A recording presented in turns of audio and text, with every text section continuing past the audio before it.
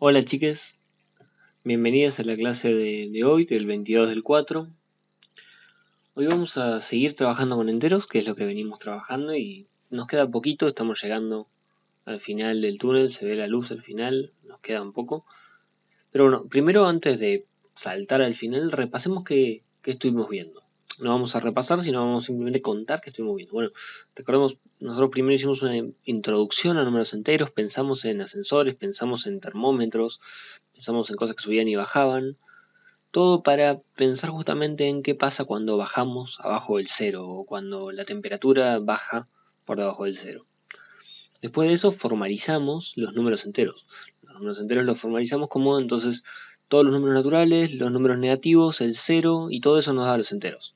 Después empezamos a sumar números enteros, sumamos bastante, después pensamos, bueno, ¿y qué pasa si restamos números negativos? Porque números positivos ya sabíamos restar. Pero al final resultó que restar números negativos era lo mismo que sumar. Entonces, no, al final no restamos nada. Después estuvimos trabajando con multiplicaciones y con divisiones. Y en la última clase estuvimos viendo qué pasaba con los símbolos de menor y mayor. Y también con el valor absoluto. Entonces, lo que nos queda para ver en este tema son qué pasa con la potenciación y la radicación. Se me fue la pluma. ¿Qué pasa con la potenciación y la radicación? Pero bueno, antes de eso, volvamos a la multiplicación un segundo. ¿Qué hacíamos cuando nosotros estamos multiplicando, por ejemplo, 6 por 5? Bueno, nosotros sabemos que esto da 30, o sea, lo sabemos porque ya lo hicimos muchas veces o porque lo buscamos en la tabla o porque lo hacemos con la calculadora. Ya sabemos que da 30.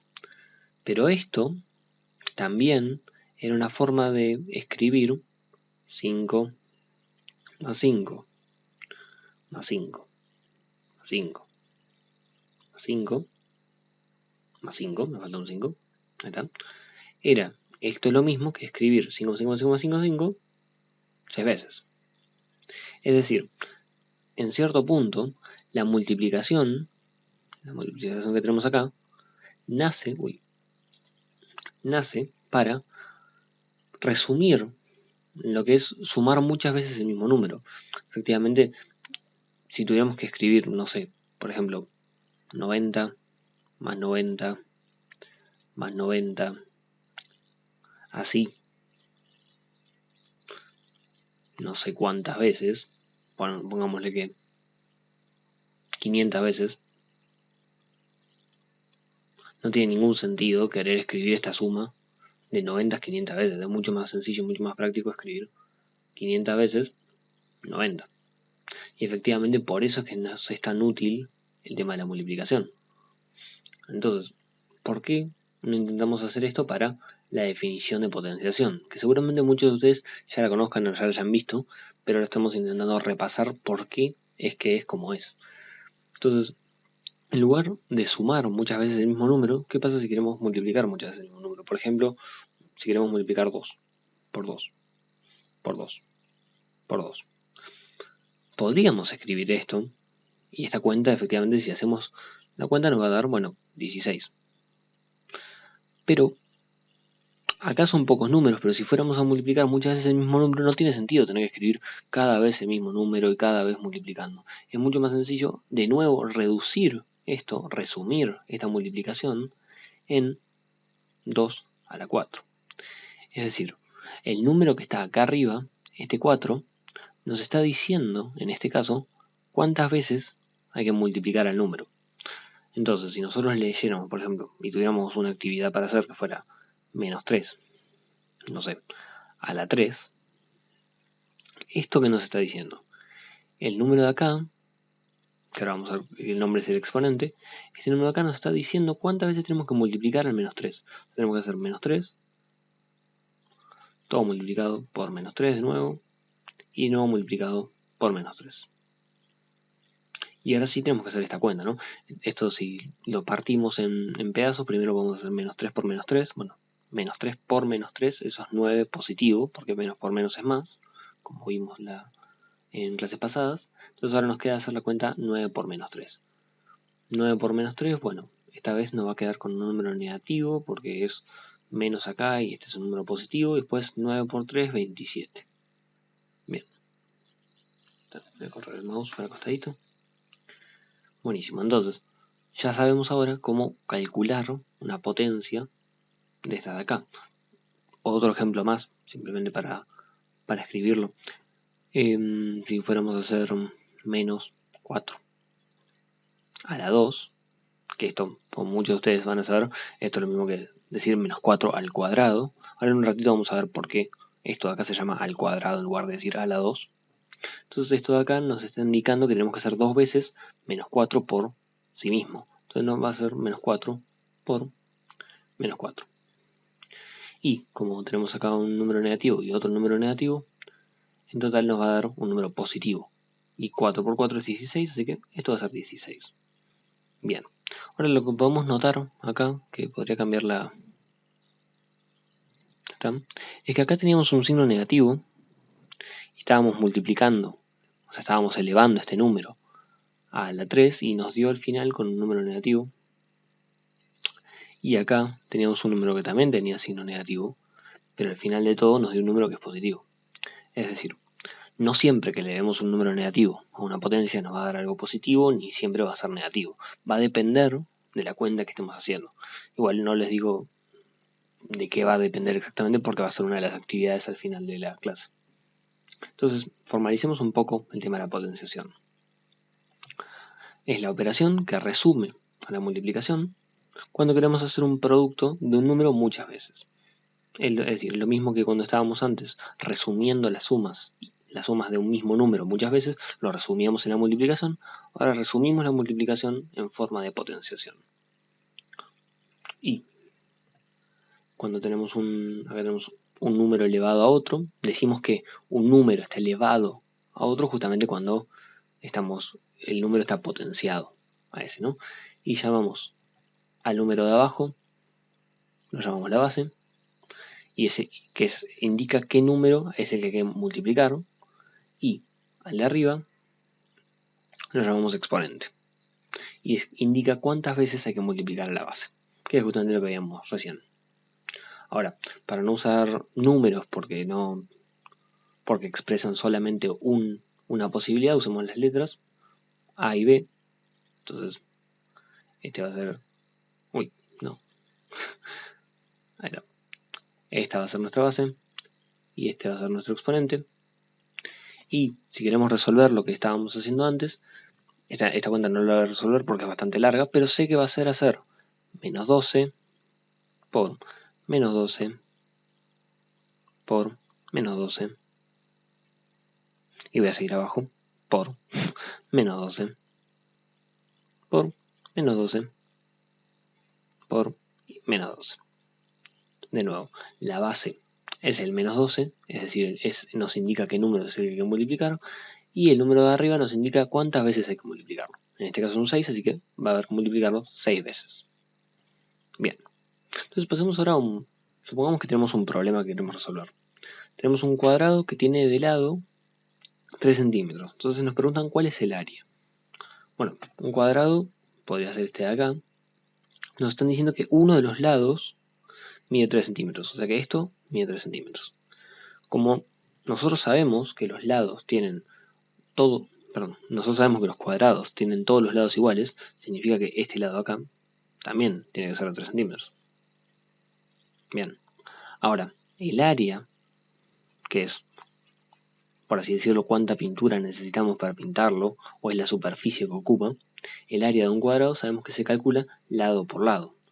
Es decir, es hacer 3 por 3. No se me marca el puntito, ahí está, 3 por 3. O sea, esto es lo mismo que decir 3 al cuadrado. Y de acá es que cuando nosotros elevamos a la 2, decimos al cuadrado. Justamente por esto, porque cuando estamos elevando a la 2, estamos pensando en cuál es el área del cuadrado que tiene 3 lados, 3 centímetros de lado, o 3 de lado, mejor dicho. Entonces, esto efectivamente va a ser 9, pero esta es la justificación de por qué nosotros decimos, en lugar de decir 3 al lado, decimos 3 al cuadrado. Es justamente porque este cuadrado está representando este cuadrado acá. el cuadrado que tiene de lado 3. Entonces, ¿y qué pasaría si ahora diéramos vuelta a la pregunta, por así decirlo? Sabemos que un cuadrado tiene 25 centímetros, me faltó acá decir, de área. Me olvidé de completarlo eso, de área. ¿Cuál es la medida de su lado? Entonces dibujemos de nuevo un cuadrado y nos están diciendo que el área, es decir, la superficie esto es 25 centímetros cuadrados. Y nos preguntan cuál es la medida de su lado. Es decir, estamos buscando esto de acá.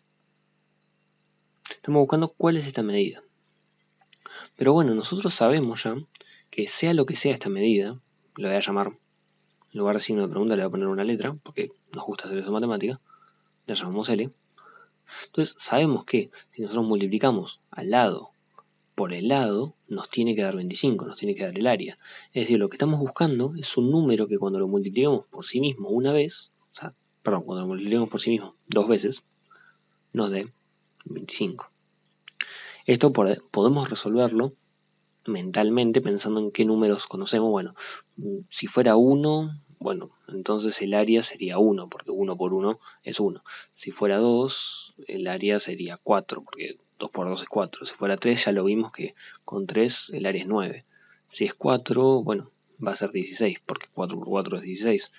Y si es 5, efectivamente, 5 por 5 es 25.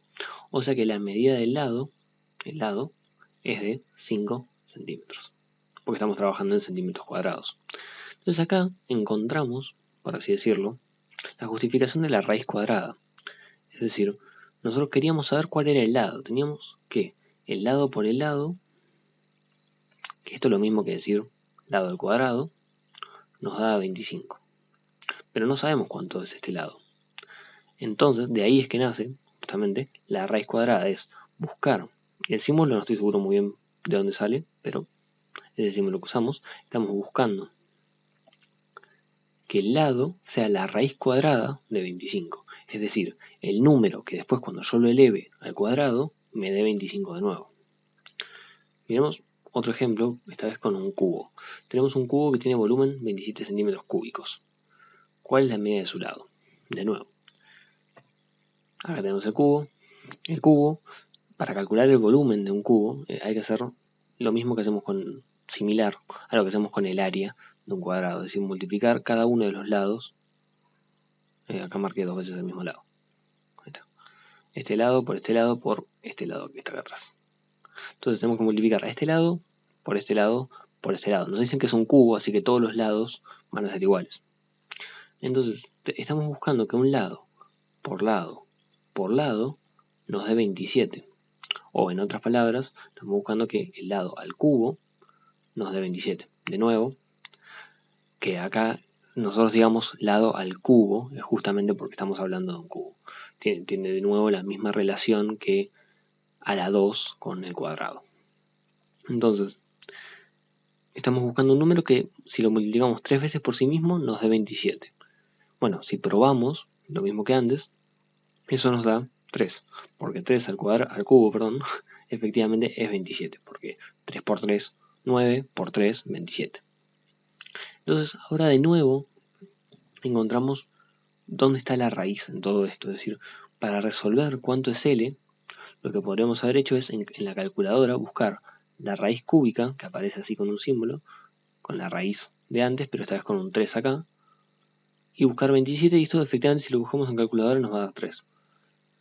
Entonces, formalicemos un poco la idea de radicación que estamos usando. Cuando hablamos de radicación, estamos pensando en algo como esto. Estamos pensando en el símbolo de raíz, que es siempre el mismo, y dos números que tenemos acá. A uno de los números lo llamamos índice, que es el número que aparece arriba del símbolo este raíz, y el número de abajo lo llamamos radicando. No me acordaba dónde había puesto el cartelito. Bien, entonces, la radicación va a ser como la operación que deshace a la potenciación. Es decir, responde a la pregunta, ¿qué número elevado a este índice me da como resultado el radicando? Miremoslo en este ejemplo de acá. Tenemos la raíz de índice 4 y de radicando 81. Es decir, estamos buscando qué número elevado a este índice, en este caso es 4, estamos buscando algún número, llamémoslo n, estamos buscando un número n que cuando nosotros lo elevemos a la cuarta nos dé como resultado el 81. Bien. Entonces, resolvamos esto, pero antes dejemos de usar estos números y pongámoslo en letras, cosa de que nos quede acá, y ahora sí intentemos resolver esto de acá. Bueno, bien, tenemos que buscar la raíz de índice 4 de 81. Entonces tenemos que, como estábamos diciendo recién, tenemos que buscar un número que elevado a la cuarta nos dé 81. Bueno, por ahora no tenemos ninguna otra herramienta que ir probando, así que probemos justamente. Bueno, n, si vale 1, entonces cuando yo lo eleve a la cuarta, 1 a la cuarta, eso me va a seguir siendo 1, porque si yo hago 1 por 1 por 1 por 1 por 1, eso me sigue dando 1. Bien. Si yo supongo que es 2, 2 a la cuarta, bueno, 2 a la cuarta es 2 por 2 por 2 por 2, y esto es, lo puedo pensar como que acá tengo un 4, esto da 4, y esto da 4 también. O sea que tengo 16 en total. Bien. Y probamos con 3. Bueno, 3, entonces 3 a la 4, ¿cuánto es? Tengo que hacer 3 por 3 por 3 por 3. De nuevo me parece más sencillo si nos organizamos tomando de a 2. Es decir, 3 por 3 es fácil de pensar que es 9. Y acá también tengo 3 por 3 que es 9. De nuevo acá lo que estamos usando es la propia asociatividad para poder hacer esto. Y esto es, bueno, 9 por 9, 81. Bien, eso es lo que estábamos buscando. Estábamos buscando que nos dé 81. Entonces efectivamente el resultado de esto va a ser 3. Bien. Entonces, esa va a ser la definición que estamos usando ahora de radicación. Igual en clases siguientes vamos a trabajar un poco más todavía con este concepto de radicación y lo mismo con potenciación. Por ahora, la clase va a terminar con algunas actividades para reforzar. Digo para reforzar porque estas actividades no son para entregar ni para que yo se los corrija. Más bien es para que ustedes las puedan mirar y puedan trabajar y ver si están entendiendo realmente el tema. La idea es que las puedan hacer durante el horario de la clase y que me puedan ir consultando si tienen alguna duda. Igualmente, como algunas son problemas, es muy probable que de acá a una semana y media, en la próxima clase que tengamos, la trabajemos en algún video, cosa de que quede para todos cómo se podía trabajar. Entonces la primera actividad va a ser un problema, que acá está el enunciado, después lo pueden leer y trabajarlo. La segunda actividad, que quiero hacer una aclaración, nos pregunta cuál es el resultado de elevar a 3 a la 4 y luego elevar ese resultado a la 2.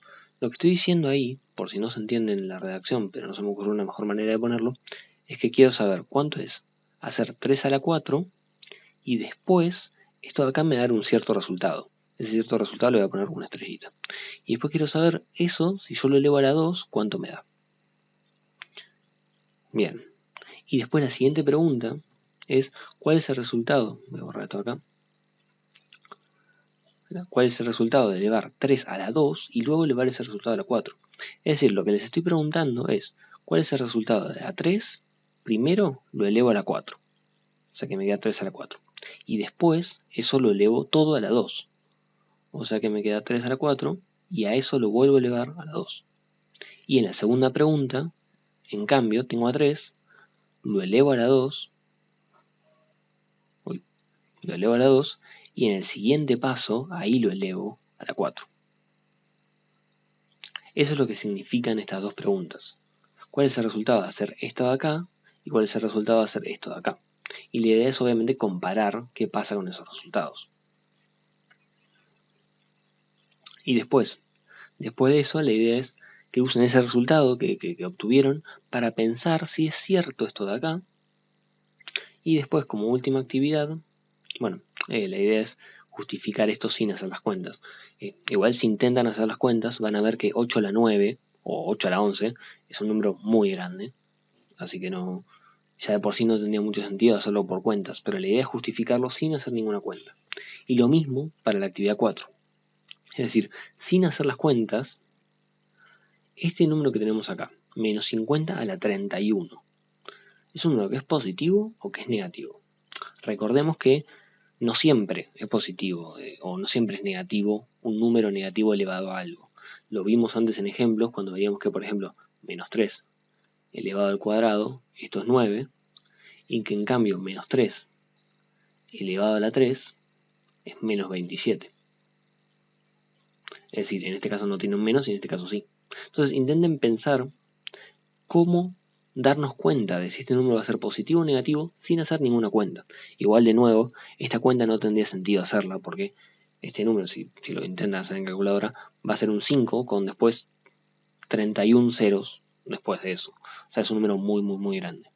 Así que no es la idea que hagan las cuentas, obviamente. Así que bueno, de nuevo, ninguna de estas actividades es necesaria que la entreguen. Pueden igualmente mandármela por mail o voy a dejar abierto en el eCampus la pestaña de entregar, cosa de que si quieren entregar, que yo los mire, pero no va a llevar nota ni nada por el estilo. Así que bueno, nada más por ahora. Un saludo a todos. Nos vemos.